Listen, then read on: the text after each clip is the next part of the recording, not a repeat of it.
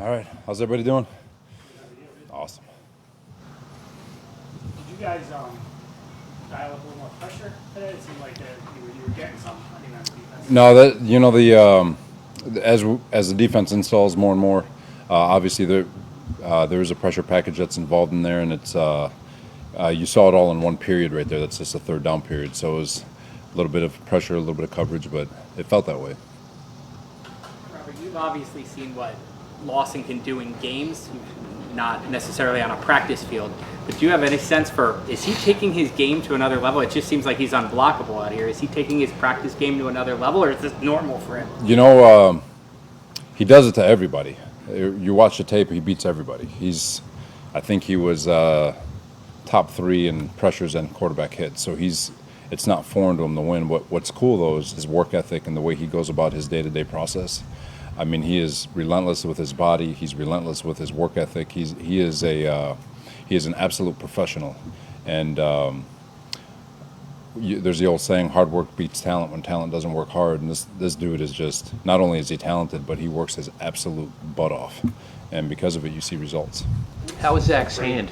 Looked like he banged his hand on the helmet. Yeah, he's fine. Got a little scratch. We got to be more careful around the quarterback, but he's good. We've seen some really good things from the offensive line in terms of run blocking, where guys have been sprung. We've seen Tevin break free, Michael break free. It seems like they have been struggling in pads and out of pads with pass protection. I mean, today I think there was 5 or 6 sacks. I know you guys are bringing up the pressure a little bit, but is there a little bit of a concern, and how do you balance the offensive line is struggling in pass protection, but also the defensive line is getting home? Yeah, there's you could flip it around on the defense too, right? And that they're getting run blocked, but they're not, and teams are able to run the ball. And if they're able to run the ball, they're probably staying on schedule to 3rd and 4s, 3rd and 3s, which makes your pass rush render useless. So they're competing. These both groups are competing, and they're going to have a great opportunity as the preseason moves along to play different D lines, different offensive lines, and be able to compete against different people. So to answer your question, I'm not concerned at all. Did you know this about Paul before you signed him? Did you know how relentless he was? You hear about the character, you hear about stuff, you do a lot of research, and credit to Joe and his staff, and that you don't just pass out dollars to someone because they make plays. There's got to be a marriage in terms of philosophy and what you want out of that player. And every phone call we made, he exemplifies everything that we covet in a player, and so it's very easy to hand out big paychecks to people who represent themselves like he does. Do you believe that your defensive scheme and the way that you use that position will get more out of him than what he got and was able to do in Cincinnati? He's already. I mean, I get like sacks are such a. I mean, that's what we all gear into is sacks. But when you're disrupting the quarterback, you're disrupting the game, and it's a two-way street now. I've said it before. The D-line's job is to disrupt the quarterback. The back end's job is to make sure that quarterback hitches by playing tight, aggressive coverage. And if that ball hitches, if that quarterback hitches looking to number 2, number 3, number 4, that's where the D-line comes back into play and making them pay a price for holding on to it. But Carl, he's one of those guys that he's going to transcend scheme. He enters, he's going to continue to disrupt. Now, how much can we do for him in terms of allowing that hitch to happen so he can bring the quarterback down? Are you aware of how historically difficult it has been around here to get a big-time pass rusher? It's been a while. I think it's historically hard in general. There's not a lot of they're like I always argue that for every quarterback you need two great edge rushers, and they're hard to come by. Like there's good edge rushers around the league. Don't get me wrong, but and there's a lot of good quarterbacks around the league. But the ones that transcend the game, like they're just like they're rare through the history of time, and. But to be able to get one in this building like Carl, I mean, it's awesome, especially with the push that we should be able to get from the middle of the defensive line and all that. So, how have you seen Zach handle all this? Like you said yesterday, it's going to get worse before it gets better. How is he handling not having great days necessarily? Oh, he's awesome. I mean, he asks questions. He's in the D coordinator's office asking questions about scheme, and he's an absolute sponge. Learning from mistakes, he's trying stuff. A lot of stuff you see is he's testing what he can and can't get away with, which I think is awesome. The kid's gonna be fine. So he's going through a process, and what I love about it is he's deliberate in his process and how he's trying to find ways to get better. But like I said, there's things that he's trying. He really doesn't care about the noise. He doesn't care about any of it. He's focused on trying to get himself ready to be the best quarterback in the league, and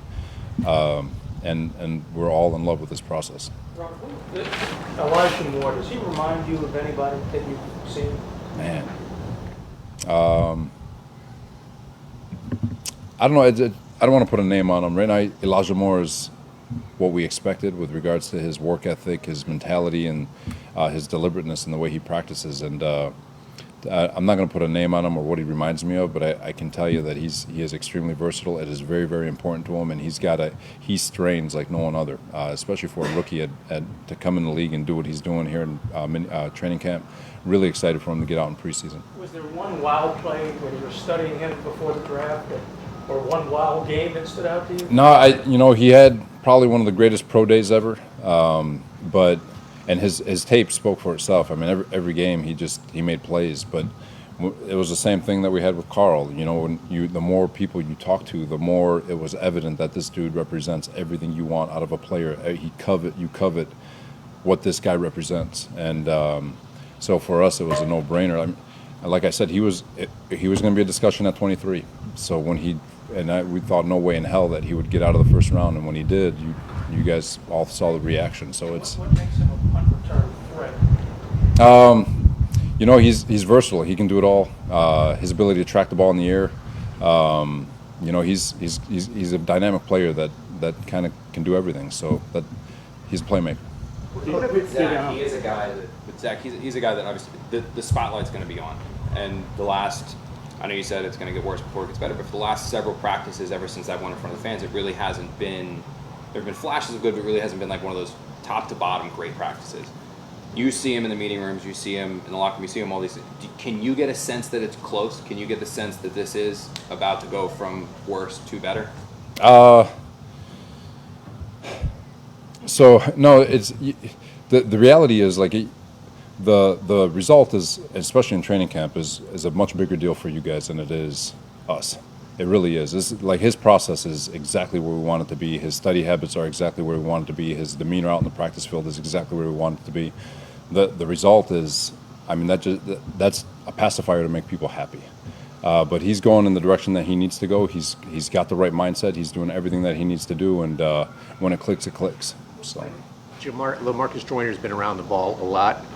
When you were looking at him as a free agent, did you see him as a safety who was just out of position last year? And how did you kind of envision him in your defense? So we had LaMarcus at the crossover games at the Rams, and being able to go against him and just listen to the way Kyle always spoke about him being a heck of a safety. And I can't speak for how he was played at the Raiders, but for us, we just have a certain style that we look for out of that free safety position. And when he was available, it was he fits that Jimmy Ward type. He fits what we ask guys to do, and at that spot. So so yeah, him playing free safety and doing it at a high level was an easy vision for all of us. Did Hardy get injured today?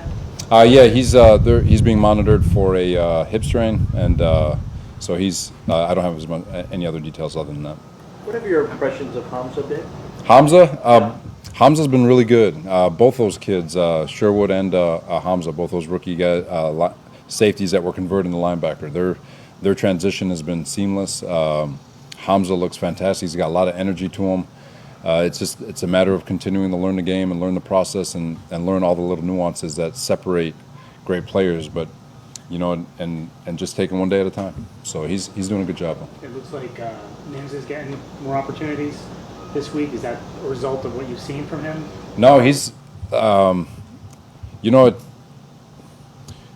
was looking out there and and I saw him running with the ones, and I'm like, the media's going to ask about whether or not he's running with the ones. He's been running with the ones here and there. Like these guys are on rotation. Like I said, what you guys are recognizing, and the narrative they're all in the same boat. The only ones who roll with the ones unconditionally, you got Corey Davis, and I want to say Keelan and Jameson. otherwise, everyone's rotating and everyone's getting their reps. Same thing at running back, same thing at D-line, linebackers, safeties, corners, and all of it. So, but yeah, he did a really. It felt like he had a really nice practice today. Obviously, we'll go back and see the tape, but he's working his tail off, and the harder he works, the more he puts in, the more opportunities obviously he's going to get. But yeah, he's part of the rotation. We've talked a lot about Elijah, obviously, but why was it important to bring Jamison back? Say it one more time. To bring Jamison back. Jamison Crowder, man, he's an unbelievable football player. Now Elijah, he's got versatility. He's not just a slot. He can play the X, he can play the F, he can do a lot of different things. Jamison, his veteran presence, especially in that room dealing with a rookie quarterback, to have his veteran presence, him and Berrios. You can never have enough good football players on your roster, so to find ways to get him back in the fold was pretty easy. I'm glad you were thinking about us out there. I'm always thinking about y'all, man. I love y'all.